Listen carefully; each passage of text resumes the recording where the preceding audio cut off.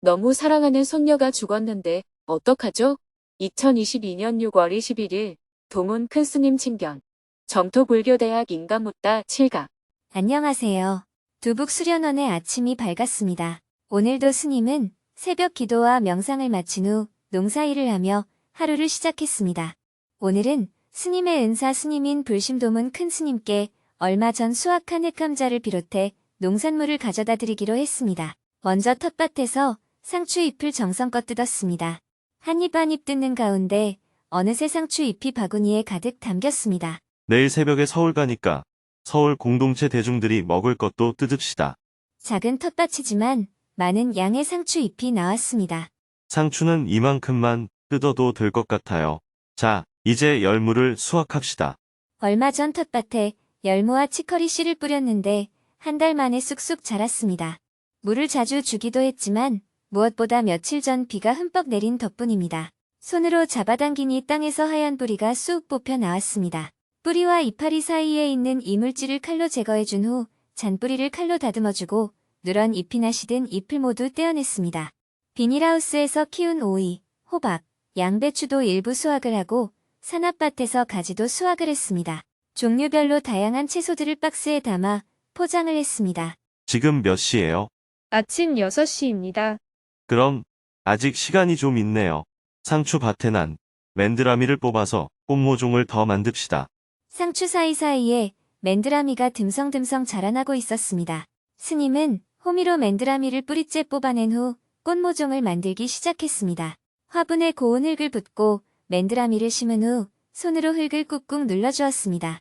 잠깐 사이에 30개 정도의 화분을 만든 후 아침 울력을 마쳤습니다. 물을 흠뻑 준 후 그늘에 보관해 주세요.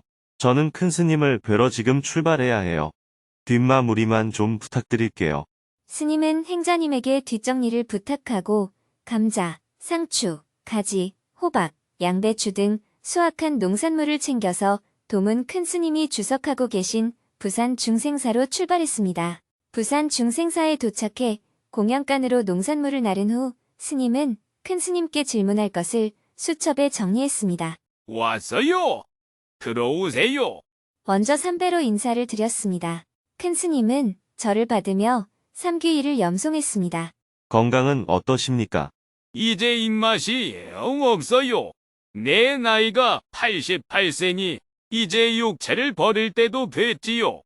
이어서 큰 스님은 지나온 이야기를 들려주셨습니다. 어렸을 적 불심이 깊은 할머니가 들려주었던 개송, 6살 때 처음 용성조사님을 만난 이야기, 12세의 동원조사님을 은사로 출가하고 마남스님과 하남스님을 찾아뵙던 이야기, 용성조사님의 유훈을 실현하기 위해 보냈던 일생에 대해 들려주셨습니다.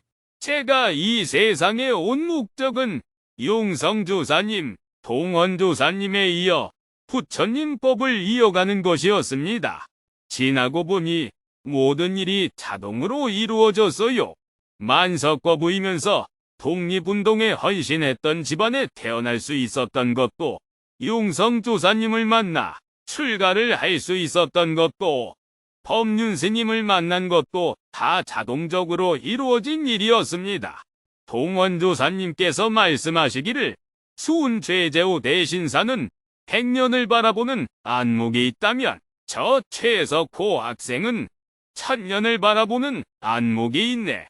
부처님의 정법을 계승할 수 있도록 저 학생을 붙잡아야 되네. 라고 하셨습니다. 다른 사람들은 다 자기가 사정해서 종이 됐는데 오직 법륜 스님만은 제가 붙잡았잖아요. 그리고 큰 스님은 법륜 스님에게 부처님의 정법을 널리 알리고 용성조사님의 유훈을 실현해갈 것을 당부했습니다. 말씀 잘 들었습니다. 그 뜻을 잘 따르겠습니다. 다만 건강하셔야 합니다, 큰 스님. 제가 너무 부담을 둔 게 아닌가 모르겠어요. 아닙니다. 전혀 부담 안 됩니다. 남은 일은 다 저희들이 하겠습니다. 스님은 용성조사님의 독립운동 활동에 대해 궁금했던 점들도 질문하며 2시간 넘게 이야기를 나누었습니다. 인사를 드리고 두북 수련원으로 돌아오니 1시가 넘었습니다. 오후에는 원고 교정과 여러 가지 업무들을 처리했습니다. 오후 5시에는 공동체 법사단과 하반기 경전대학 강의 계획에 대해 논의하기 위해 온라인으로 회의를 했습니다. 해가 저물고 저녁 8시가 되자 정토불교대학 인간붓다 제7강 수업을 시작했습니다. 지난 수업까지 부처님이 우루엘라, 까사빠 등 대제사장을 교화하고 마가다국의 왕 빈비사라를 교화한 후 최초의 사원인 중림정사가 생겨나게 된 연유까지 강의를 했습니다. 또 부처님의 10대 제자에 들어가는 걸출한 수행자들이 부처님에게 귀회한 이후 어떤 삶을 살아갔는지에 대한 이야기도 했습니다. 이어서 오늘은 부처님이 가장 오래 머무셨던 기원정사, 코살라국의 왕 빠세나디의 귀의, 동원정사를 기증한 비사카 부인의 귀의, 석가족의 귀의 등 성도 후 6년 동안 어떤 사람들이 부처님을 만나 인생이 달라졌는지에 대한 이야기가 한 편의 영화를 보듯이 술술 연결되었습니다. 부처님 당시 인도에는 300여 개의 나라가 있었고 그 중에 16개의 강대국이 있었습니다. 16대국 중에 2개의 초강대국이 있었는데 바로 마가다국과 코살라국이었습니다. 마가다국의 수도는 왕사성이었고 그의 버금가는 신흥강국인 코살라국의 수도는 사위성이었습니다. 요즘으로 말하면 전 세계 200여 개의 나라가 있고 그 중에 부국인 20개의 국가를 G20으로 지정해 놓았는데 우리나라도 그 중에 하나죠. 그 다음이 G7이라 해서 7대 강국이 있고 그 가운데 G2라고 해서 현재는 미국과 중국이 2대 강국입니다. 2600여 년 전 인도에서는 전통적 강국인 마가다국과 신흥 강국인 코살라국이 패권을 다투는 상태였어요. 훌륭한 왕이 되는 길. 어느 날 코살라국의 빠세나디 왕이 부처님이 훌륭하다는 소문을 듣고 부처님이 계시는 기원정사에 찾아와서 부처님께 인사도 제대로 하지 않고 거만한 태도로 물었어요. 훌륭한 왕이 되려면 어떻게 하면 됩니까? 세계를 통치하는 훌륭한 제왕이 되고 싶었던 빠세나디 왕의 질문에 대한 일반적인 답은 이미 정해져 있었어요. 강력한 군대가 있어야 한다든지, 코끼리 부대의 규모가 어느 정도 되어야 한다든지, 어떤 산업을 양성해야 한다든지, 신에게 기도하는 방법을 일러준다든지 여러 가지 정답이 정해져 있었습니다. 하지만 부처님께서는 이렇게 말씀하셨습니다. 대왕이시여, 백성 사랑하기를 외아들 사랑하듯이 하십시오. 가난한 자를 돕고 외로운 자를 위로하십시오. 타인의 불행 위에 자신의 행복을 쌓아서는 안 됩니다. 왕이 백성에 대해 이런 마음을 내고 이런 실천을 한다면 굳이 수행한다고 밥을 굶고 단식을 하고 보행을 하지 않아도 된다고 부처님은 말씀하신 겁니다. 모든 백성의 생명을 왕의 개인 소유처럼 생각해서 왕이 백성의 목숨을 쥐락펴락하던 시대에 부처님께서는 훌륭한 왕의 조건을 이렇게 제시하신 것입니다. 민주화된 시대인 오늘날에도 만약 대통령이 국정 운영을 어떻게 해야 하는지 물었을 때 부처님이 빠세나디 왕에게 답했던 대로 말할 수 있는 사람이 몇이나 될까요? 대부분의 사람은 자신이 몸담은 단체나 종교계에 지원 요청을 한다든지 아부나 찬양을 하기가 십상일 겁니다. 부처님께서 빠세나디 왕에게 하신 말씀 중 우리가 중요하게 생각해야 할 구절이 있습니다. 타인의 불행 위에 자신의 행복을 쌓아서는 안 됩니다. 오늘날 우리가 추구하는 행복은 모두 타인의 불행 위에 쌓는 거예요. 내가 시험에 붙기 위해서는 누군가는 떨어져야 하고 내가 선거에서 당선되기 위해서는 누군가는 떨어져야 합니다. 누군가가 주식이 올랐다고 기뻐할 때 주식을 팔았던 누군가는 고통스러워하고 반대로 주식이 떨어졌다고 누군가가 괴로워할 때 그 주식을 판 사람은 이익을 봤다고 좋아합니다. 우리는 늘 이렇게 타인의 불행 위에 자신의 행복을 쌓아가고 있습니다. 이렇게 타인의 불행 위에 쌓는 행복은 지속 가능하지 않기 때문에 고락이 되풀이될 수밖에 없습니다. 이후에도 빠세나디 왕은 부처님께 설법을 자주 요청하는데 조금 어리석은 사람이었는지 질문이 고상하지 못했어요. 대신에 어리석은 질문을 많이 해준 덕분에 오늘날 우리가 지혜로운 부처님의 말씀을 많이 들을 수 있는 계기를 마련해준 분이라고도 볼 수 있습니다. 아무튼 부처님의 교화로 빠세나디 왕은 부처님의 제자가 되었습니다. 너무 사랑하는 손녀가 죽었는데 어떡하죠? 사위성에는 부처님께 귀의한 아주 위대한 여성 제가 수행자가 있었어요. 그분의 이름은 비사카 부인이었습니다. 어느 날 비사카 부인이 비가 오는데 우산도 쓰지 않고 눈물을 흘리며 부처님이 계신 기원정사를 찾아왔어요. 부인, 웬일이여? 왜 그리 슬픈 얼굴을 하고 있소? 하고 부처님이 묻자 비사카 부인이 답하기를 부처님, 제가 너무 사랑하는 손녀가 오늘 아침에 죽었습니다. 그래서 슬픔을 가눌 수가 없습니다. 이럴 때 우리라면 대부분 위로를 하기 일쑤잖아요. 그런데 부처님은 화제를 바꿉니다. 비사카 부인에게 이렇게 묻습니다. 부인, 너무너무 아끼고 사랑하는 사람이 한 명이면 좋소. 두 명이면 좋소? 그야 두 명이면 좋죠. 부인, 아끼고 사랑하는 사람이 세 명이면 어떠소? 그야 더 좋죠. 네 명이면 어떠소? 그는 더 좋은 사람이죠. 다시 부처님이 묻습니다. 만약에 너무너무 아끼고 사랑하는 사람이 이 사위성 전체 인구만 하다면 어떻겠소? 그는 이 세상에서 제일 행복한 사람입니다. 부인, 이 사위성에서 사람이 하루에 몇 명이나 죽을 것 같소? 부처님, 하루에 아마 10명은 죽지 않을까요? 아니 적어도 5명은 죽을 겁니다. 아니 아무리 사람이 죽지 않는다고 해도 하루에 1명 이상은 죽을 겁니다. 그러자 부처님께서 말씀하십니다. 부인, 이 세상에서 제일 행복한 사람은 매일매일 슬피 울겠구려. 이 말을 듣고 비사카 부인이 탁 깨달아 버렸어요. 비사카 부인은 사랑하는 사람이 죽어서 너무너무 슬프다고 부처님께 문제를 제기했습니다. 그러자 부처님은 비사카 부인에게 사랑하는 사람이 사위성 전체 인구만큼 많다면 어떻겠냐고 묻습니다. 비사카 부인은 그 사람은 이 세상에서 제일 행복한 사람이라고 답합니다. 그러자 부처님께서는 비사카 부인에게 사위성의 사람이 하루에 몇 명이나 죽는지 물었어요. 비사카 부인은 적어도 하루에 1명은 죽는다고 답합니다. 그러자 부처님은 그렇다면 이 세상에서 제일 행복한 사람은 매일매일 사랑하는 사람이 죽으니 슬피 울겠구려 하고 답변합니다. 왜 그럴까요? 처음에 비사카 부인이 사랑하는 사람이 죽어서 슬프다고 말했잖아요. 그리고 부처님의 질문에 사랑하는 사람이 많으면 더 행복한 사람이라고 답했습니다. 그러면 사랑하는 사람이 많으면 적어도 매일 1명은 죽잖아요. 그럼 이 세상에서 제일 행복한 사람은 사랑하는 사람이 매일 죽으니까 매일매일 슬피 울게 된다는 겁니다. 이 말을 듣고 비사카 부인이 딱 깨달았어요. 눈에는 눈물이 아직 흐르고 있는데 얼굴이 환히 밝아졌습니다. 알겠습니다, 부처님. 알겠습니다, 부처님. 잘 알겠습니다, 부처님. 이것이 바로 깨달음이에요. 손녀가 죽었다는 슬픔에 사로잡혀 있다가 그 모순을 깨닫고 곧바로 얼굴이 밝아져 버렸어요. 손녀가 죽었는데도 그 슬픔을 바로 여일 수 있다면 나중에 아들이 죽어도 그 슬픔을 여일 수 있겠죠. 부모가 돌아가셨다 해도 바로 그 슬픔을 여일 수 있을 거예요. 죽음의 슬픔에서 벗어날 수 있다면 사업이 망했거나 코인값이 폭락해서 생긴 괴로움에서도 벗어날 수 있을 겁니다. 이처럼 부처님의 가르침은 어떤 일을 당해도 괴로움 없이 살 수 있는 길을 제시해 주었습니다. 이 외에도 아들을 잃고 슬피 울던 여인이 이 도리를 깨닫고 밝은 얼굴로 아기를 땅에 묻고 수행자가 되었다는 얘기도 있습니다. 부처님이 가장 오래 머문 곳. 부처님께서는 29세에 출가하셔서 35세에 깨달음을 얻으시고 80세에 열반에 드셨습니다. 열반에 드시기 전 45년간 북인도 전역을 돌며 교화를 하셨고 안거와 유행을 반복했습니다. 매년 인도는 우기 때 비가 많이 오기 때문에 부처님과 제자들은 움직이기가 불편해서 한 곳에 모여 살았어요.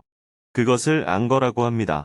우기가 아닌 나머지 계절에는 계속 이동하며 교화하셨는데 그것을 유행이라고 해요. 부처님께서는 1년에 한 번 안거를 했기 때문에 45년 동안 45안거를 하셨는데 그 중에 25안거를 사위성에서 하셨습니다. 부처님이 가장 오랫동안 머문 곳이 바로 사위성이라고 할 수 있습니다. 그만큼 부처님의 명성이 사위성에 자자했습니다. 사위성에 머무른 25안거 중에 19안거를 이 기원정사에서 보내셨어요. 부처님께서는 출가한 뒤 6년 후에 성도하셨고 성도 후 왕사성 중림정사에 계시다가 3년 후에 수다타 장자를 만납니다. 수다타 장자의 초대를 받고 사위성에 오셔서 기원정사에서 3년을 머무르셨어요. 성도 후 6년째가 되자 부처님에 대한 소문은 인도 전역에 퍼져나갑니다. 당연히 부처님의 고국인 카필라바스토까지도 이 소문이 퍼져나가게 되죠. 아들이 출가하고 늘 아들이 그리워 잠을 못 이루던 부처님의 아버지 정반왕은 아들이 위대한 스승이 되었다는 소문에 매우 기뻐합니다. 요즘으로 말하면 한국 출신이 미국이나 중국에서 위대한 스승이 된 것과 마찬가지니 얼마나 자랑스러웠겠어요. 그래서 사람을 보내서 부처님을 카필라바스투로 초대했습니다. 부처님의 설법을 듣고도 깨닫지 못한 한 사람.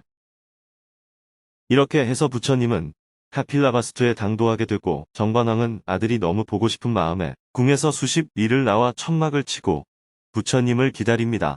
아들인 부처님이 자신을 찾아 바로 궁으로 들어올 것이라는 정반왕의 예상과는 달리 부처님과 그 제자들은 카필라바스투에 당도했다는 소문만 들릴 뿐 궁에 입성하지 않았습니다.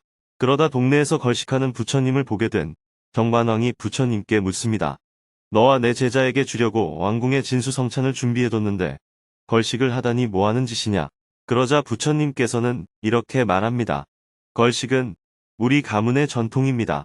정반왕이 우리 석가족에게 언제 걸식의 전통이 있었더냐 하고 묻자 부처님께서 걸식은 출가사문의 전통입니다 하고 대답합니다. 왜냐하면 부처님은 이미 세속의 모든 계급이나 지위에 대한 생각이 없어진 상태였기 때문입니다. 그러나 정반왕이 부처님에 대해 묻는 기록에는 부처님이 어떤 음식을 드시는지, 옷은 무엇을 입고 있는지, 잠자리는 어떻게 해결하는지에 대해서만 궁금해했다고 합니다. 정반왕은 부처님을 만나고 나서도 오직 아들이라는 생각만 한 거죠. 카필라성의 수많은 사람들이 부처님의 설법을 듣고 깨달음을 얻어 출가를 하는데 정작 부처님의 아버지이자 카필라성의 왕인 정반왕만 깨달음의 첫 번째 단계인 초견성도 이루지 못했다고 해요. 그러자 어느 날 제자들이 부처님께 그 이유를 물었다고 합니다. 궁 안의 하인들도 다 깨닫는데 모든 국민들로부터 존경받는 정반왕은 왜 이 법을 이해하고 깨닫지 못하는 걸까요? 부처님께서는 웃으면서 이렇게 말씀하십니다. 정반왕에게는 부처님이 없고 아들밖에 안 보인다. 내 아버지에게 유산을 달라고 해라. 이렇게 카필라성의 모든 사람들이 부처님께 인사를 하고 법문을 들을 수 있었는데 거기에 선뜻 끼지 못하는 사람이 있었습니다. 바로 부처님의 전 부인인 야소다라 공주였어요. 왕이 되어야 할 남편이 출가 사문이 되어 버리니까 세상 밖으로 나갈 수가 없잖아요. 그리고 남편이 죽었으면 아들을 왕으로 세우고 태후가 되어 얼마든지 권력을 행사할 수 있을 텐데 남편이 출가해서 고행을 하고 있으니까 야소다라 공주는 울며 겨자 먹기로 검소하게 생활하고 조신하게 생활할 수밖에 없었습니다. 요즘 생각해도 스트레스 받을 상황이었어요.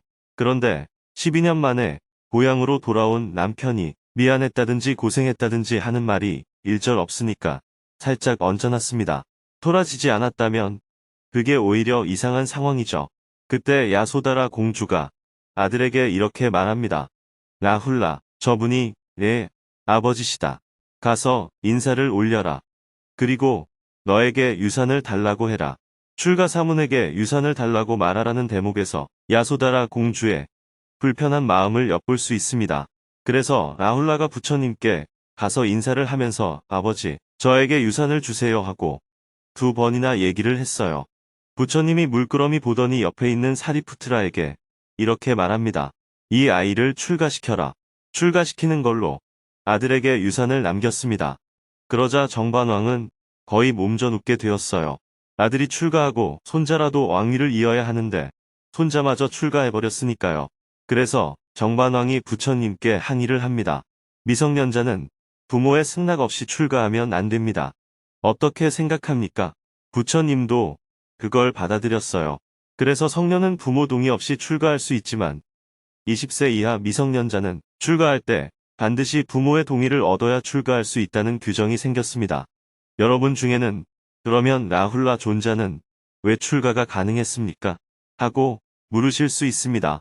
라훌라 존자는 보호자인 아버지가 허락을 한 것이기 때문에 합법적이라고 할 수 있어요. 흥미진진한 이야기들이 꼬리에 꼬리를 물고 이어졌습니다. 오늘은 부처님이 석가족을 교화한 내용까지 강의를 하고 수업을 마쳤습니다. 지금까지는 부처님이 태어나서 성장하고 수행하고 성도하고 6년 동안 교화를 해나간 과정까지 연대순으로 강의가 이어졌습니다. 다음 수업부터는 부처님이 일생 동안 설법한 내용을 종류별로 분류해서 소개할 예정입니다. 잘난 척하는 사람에게는 어떤 설법을 했는지, 천민이나 어려운 사람에게 한 설법은 어떤 내용인지, 비난하는 사람은 어떻게 교화했는지, 사회적인 문제에 대해서는 어떤 발언을 했고 어떤 실천을 했는지에 대한 강의가 펼쳐집니다. 학생들은 이번 주 수행 연습 과제를 받고 교실별로 화상회의 방에 모여 마음 나누기를 했습니다. 스님은 잠깐 눈을 붙였다가 새벽 2시에 두북 수련원을 출발해 서울로 향했습니다.